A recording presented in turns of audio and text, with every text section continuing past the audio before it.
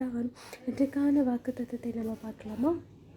யோசுவாவின் புஸ்தகம் 21வது அதிகாரம் 45வது வசனம்.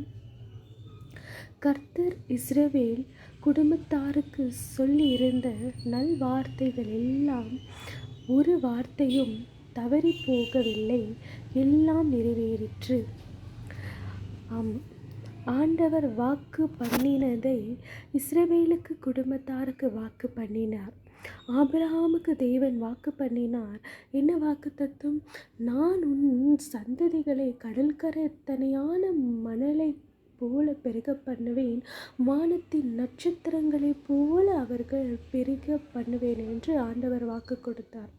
அந்த வாக்கு தத்தத்திற்கு தேவன் உண்மை உள்ளவராக இருந்தால் ஆண்டவர் சொன்னதை செய்து முடித்தார். எப்பொழுது வாக்கு பண்ணினார்? ஆபிரகாமுக்கு ஒரு பிள்ளையும் இல்லாத போதுதான் இந்த வாக்கு